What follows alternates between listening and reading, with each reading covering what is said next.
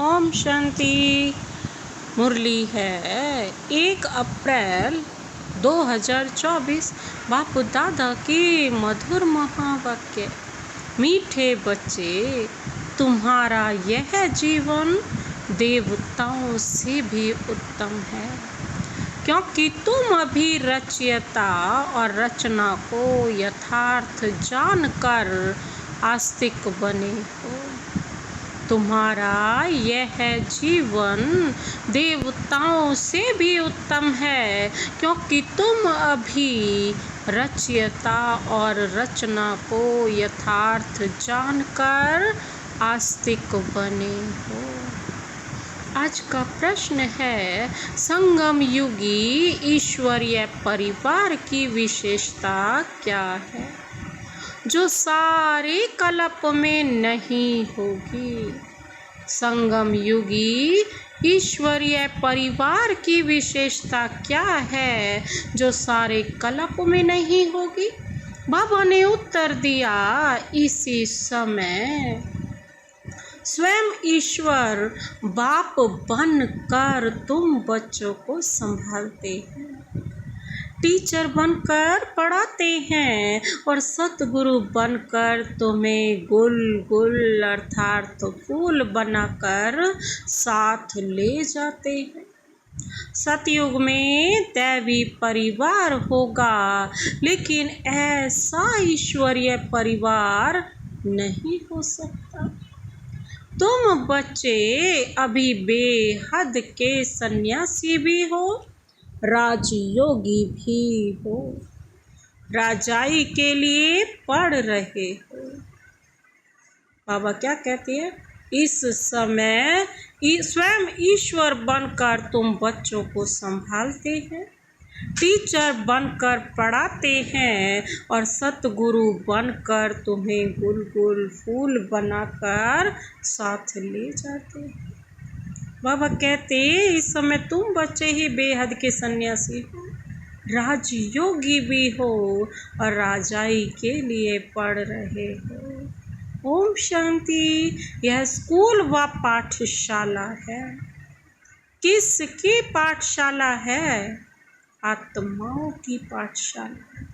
यह तो जरूर है, आत्मा शरीर बिगर कुछ सुन नहीं सकती। जब कहा जाता है आत्माओं की पाठशाला, तो समझना चाहिए आत्मा शरीर बिगर तो समझ नहीं सकते। फिर कहना पड़ता है जीव आत्मा। अभी जीवात्माओं की पाठशाला तो सभी है, इसलिए कहा जाता है यह है आत्माओं की पाठशाला। और परम पिता परमात्मा आकर पढ़ाते हैं।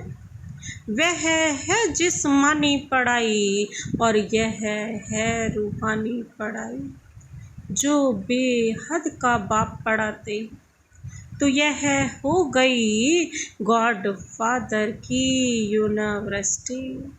भगवान वाच है ना, यह भक्ति मार्ग नहीं है, यह पढ़ाई है। स्कूल में पढ़ाई होती है, भक्ति मंदिर टिकाणों आदि में होती है। इसमें कौन पढ़ाते हैं? भगवान वाच। और कोई भी पाठशाला में भगवान वाच होता ही नहीं है। सिर्फ यह एक ही जगह है जहाँ भगवान वाच है। ऊंचे ते ऊंचे भगवान को ही ज्ञान सागर कहा जाता है।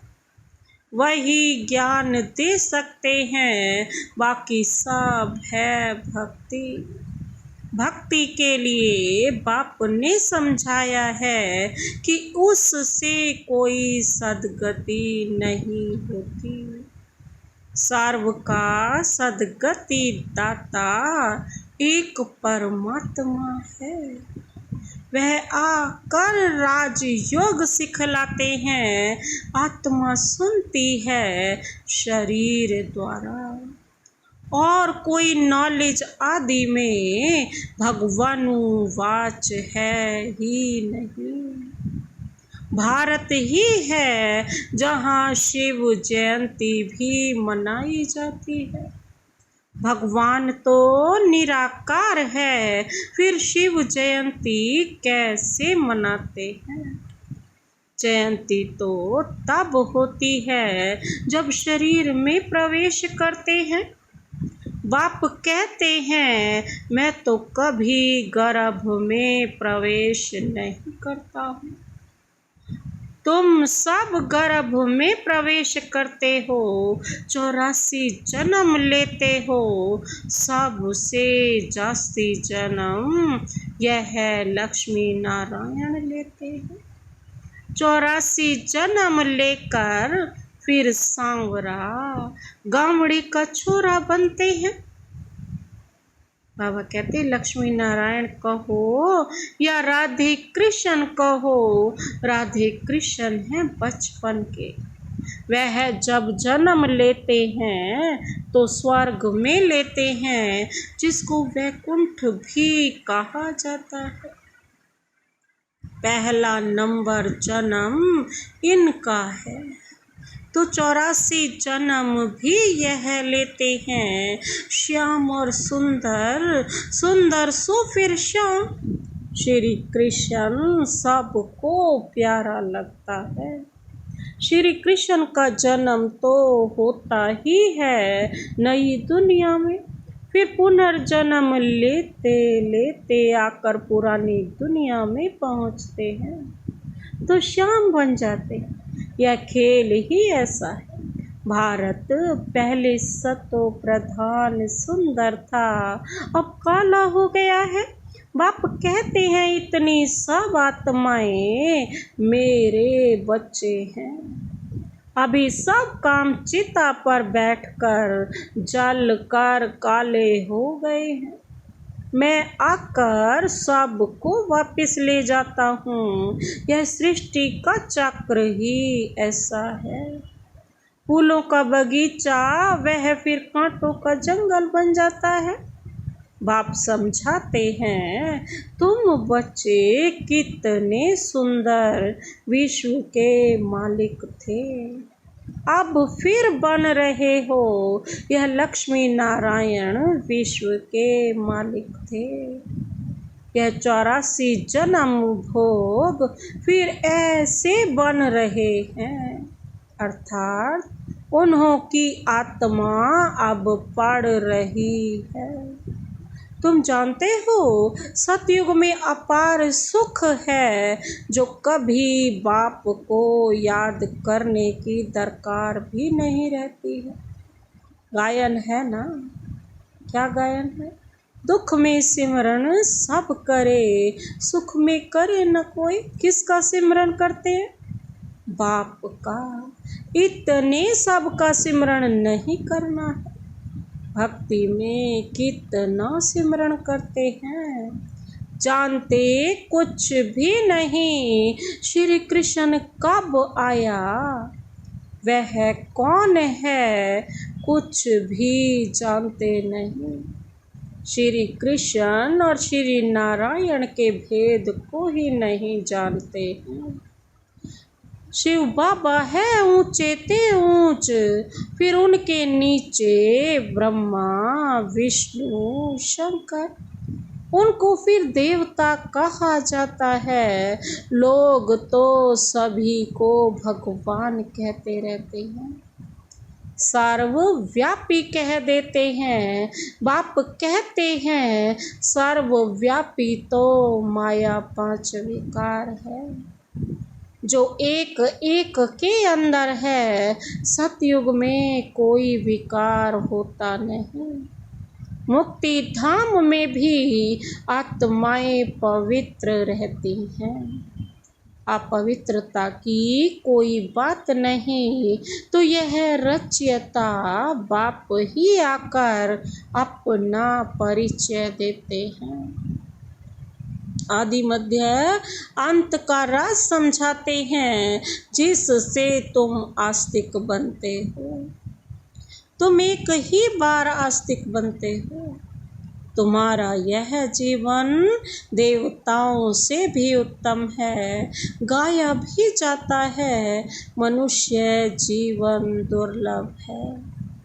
और जब पुरुषोत्तम संगम युग होता है तो हीरे जैसा जीवन बनता है।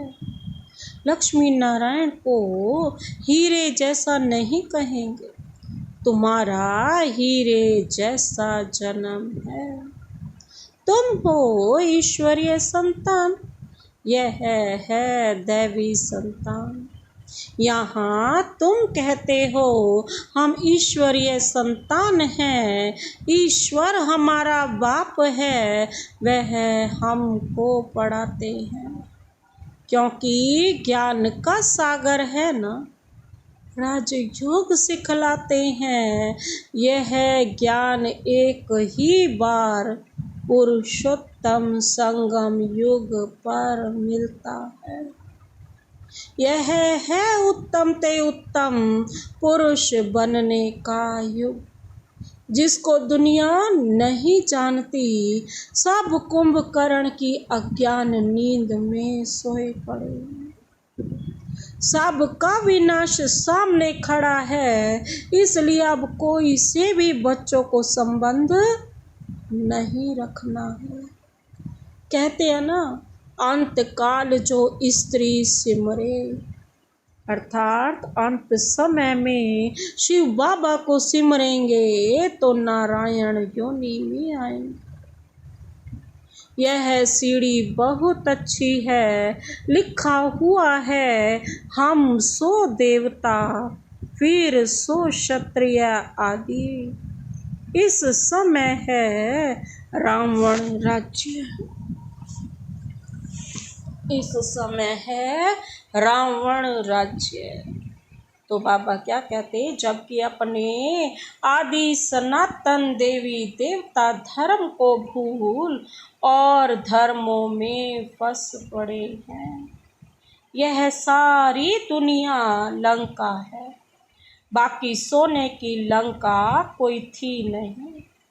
बाप कहते हैं तुमने अपने से भी जास्ती मेरी गलानी की है। अपने लिए 84 लाख और मुझे कण कण में कह दिया है। ऐसी अपकारी पर मैं उपकार करता हूँ। बाप कहते हैं तुम्हारा दोष नहीं, यह ड्रामा का खेल है। सतयुग आदि से लेकर कलयुग अंत तक यह खेल है, जो फिरना भी है। इसको सिवाय बाप के कोई समझा न सके। तुम सब ब्रह्मा कुमार कुमारियाँ, तुम ब्राह्मण हो, ईश्वरीय संतान। तुम ईश्वरीय परिवार में बैठे हो। सतयुग में होगा दैवी परिवार। इस ईश्वरीय परिवार में बाप तुमको संभालते भी हैं, पढ़ाते भी हैं, फिर गुल गुल बनाकर साथ भी ले जाएंगे। तुम पढ़ते हो मनुष्य से देवता बनने के। ग्रंथ में भी है ना, मनुष्य से देवता किए करत ना लागी वार। मनुष्य से देवता बनने में कोई टाइम नहीं लगता। इसलिए तो परमात्मा को क्या कहा जाता है, जादूगर कहा जाता है। नरक को स्वर्ग बनाना जादू का खेल है ना। स्वर्ग से नरक बनने में 84 जन्म, फिर नरक से स्वर्ग चपटी में, अर्थात सेकंड में बनता है। चपटी में मतलब 1 सेकंड। 1 सेकंड में जीवन मुक्ति। मैं आता हूँ, मैं आत्मा हूँ। आत्मा को जान लिया, बाप को भी जान लिया। और कोई मनुष्य यह नहीं जानते कि आत्मा क्या है। गुरु अनेक हैं, सतगुरु एक है।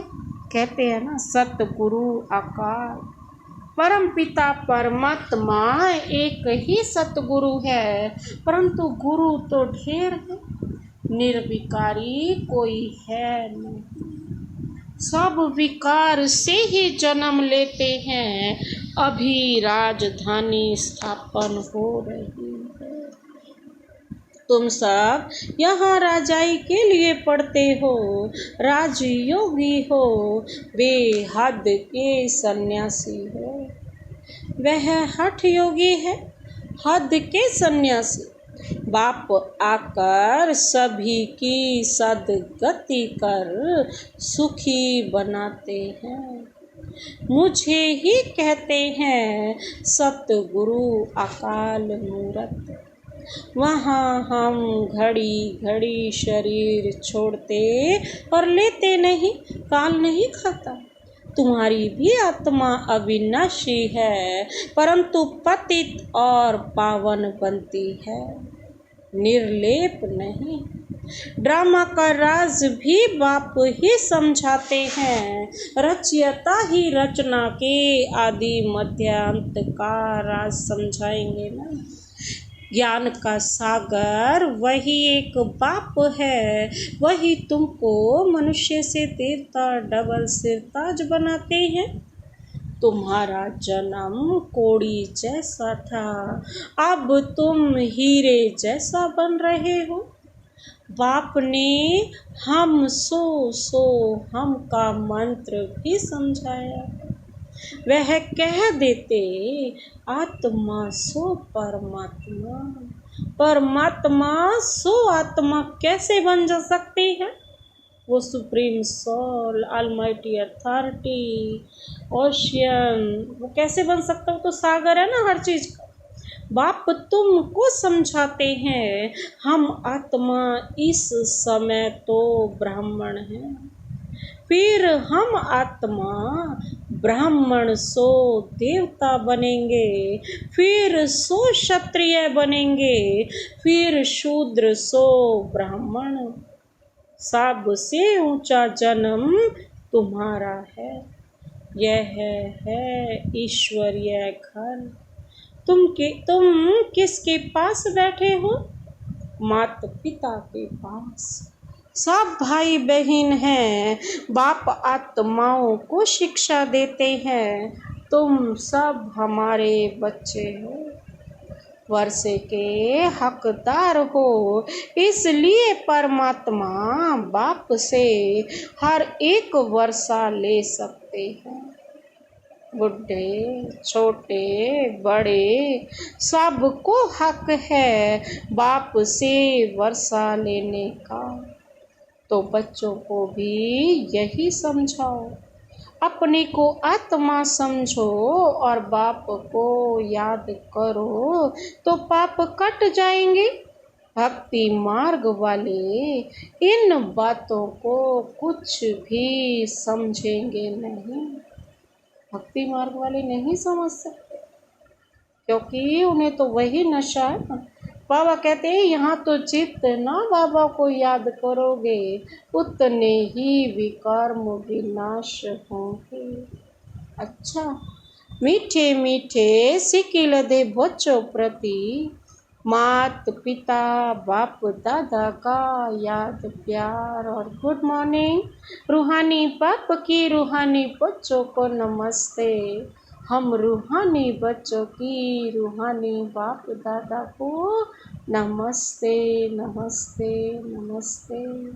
गुड मॉर्निंग, शुक्रिया बाबा, शुक्रिया। रात्रि क्लास है।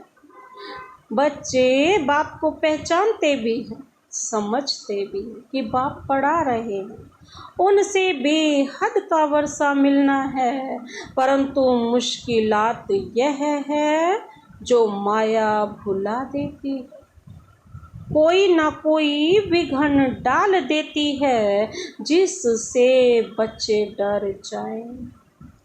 उसमें भी पहले नंबर में विकार में गिरते हैं। आंखें धोखा देती हैं। आंखें कोई निकालने की बात नहीं, बाप ज्ञान का नेत्र देते हैं। ज्ञान और अज्ञान की लड़ाई चलती है। ज्ञान और अज्ञान की लड़ाई। बाप है ज्ञान, अज्ञान है माया। इनकी लड़ाई बहुत तीखी है। ज्ञान क्या है? बाप। और अज्ञान क्या है? माया। बाबा कहते हैं इनकी बहुत तीखी लड़ाई है। गिरते हैं तो समझ में नहीं आता, फिर समझते हैं मैं गिरा हुआ हूँ, मैंने अपना बहुत अकल्याण किया है। माया ने एक बार हराया तो फिर चढ़ना मुश्किल हो जाता है। बहुत बच्चे कहते हैं हम ध्यान में जाते, परंतु उसमें भी माया प्रवेश हो जाती है, पता भी नहीं पड़ता है। माया चोरी कराएगी, झूठ बुलवाएगी, माया क्या नहीं कराती है, बात मत पूछो। गंदा बना देती है, गुल गुल बनते बनते फिर छी छी बन जाते। माया ऐसी जबरदस्त है जो घड़ी घड़ी गिरा देती है। बच्चे कहते हैं बाबा हम घड़ी घड़ी भूल जाते हैं। तदबीर कराने वाला तो एक ही बाप है, परंतु किसकी तकदीर में ही नहीं है तो तदबीर भी कर नहीं सकते, कोई उपाय कर ही नहीं सकते। इसमें कोई के पास खातरी भी नहीं हो सकती, ना एक्स्ट्रा पढ़ाते हैं। उस पढ़ाई में तो एक्स्ट्रा पढ़ने लिए टीचर को बुलाते हैं। यह तो तकदीर बनाने लिए सभी को एक रस पढ़ाते, एक एक को अलग कहाँ तक पढ़ाएंगे। कितने ढेर बच्चे हैं उस पढ़ाई में, कोई बड़े आदमी के बच्चे होते हैं, अधिक खर्च कर सकते हैं तो उनको एक्स्ट्रा भी पढ़ाते हैं। टीचर जानते हैं कि यह डल है, इसलिए पढ़ाकर उनको स्कॉलरशिप लायक बनाते हैं। यह बाप ऐसे नहीं करते हैं, यह तो सभी को एक रस पढ़ाते। वह हुआ टीचर का एक्स्ट्रा पुरुषार्थ कराना। यह तो एक्स्ट्रा पुरुषार्थ किसको अलग कराते नहीं हैं। एक्स्ट्रा पुरुषार्थ माना ही टीचर कुछ कृपा करते हैं, भल ऐसे पैसे लेते हैं, खास टाइम दे पढ़ाते हैं जिससे वह जास्ती पढ़कर होशियार होते हैं। यहाँ तो जास्ती कुछ पढ़ने की बात ही नहीं, इनकी तो बात ही एक है, एक ही महामंत्र देते हैं, मन मना भव। याद से क्या होता है यह तो तुम बच्चे समझते हो, बाप ही पतित पावन है जानते हो, उनको याद करने से ही हम पावन बनेंगे। अच्छा, गुड नाइट। धारणा के लिए मुख्य सार है, पहला पॉइंट है सारी दुनिया अब कब्र दाखिल होनी है, विनाश सामने है, इसलिए कोई से भी संबंध नहीं रखना है। अंतकाल में एक बाप ही याद रहे। दूसरा पॉइंट है श्याम से सुंदर पतित से पावन बनने का यह पुरुषोत्तम संगम युग है। यही समय है उत्तम पुरुष बनने का। सदा इसी स्मृति में रहे, स्वयं को कौड़ी से हीरे जैसा बनाना। आज का वरदान, ज्ञान धन द्वारा प्रकृति के सब साधन प्राप्त करने वाले पद्मा पदम पति भव। ज्ञान धन द्वारा प्रकृति के सब साधन प्राप्त करने वाले पद्मा पदम पति भव। बाबा कहते ज्ञान धन स्थूल धन की प्राप्ति स्वतः कराता है।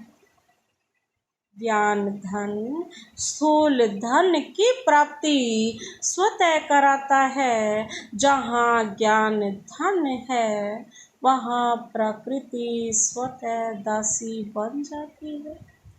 ज्ञान धन से प्रकृति के सब साधन स्वतः प्राप्त हो जाते हैं। इसलिए ज्ञान धन सब धन का राजा है। जहाँ राजा है वहाँ सर्व पदार्थ स्वतः प्राप्त होते हैं। यह ज्ञान धन ही पद्मा पदम पति बनाने वाला है। परमार्थ और व्यवहार को स्वतः सिद्ध करता है।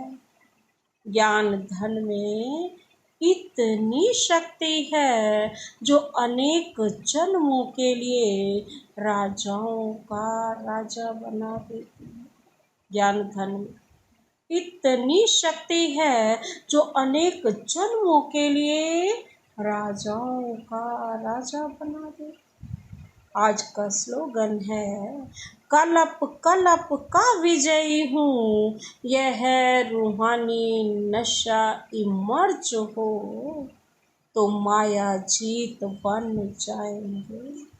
कलप कलप का विजयी हूँ, कलप कलप का विजयी हूँ, यह रूहानी नशा इमर्ज हो तो माया जीत बन जाएंगे। अच्छा, ओम शांति।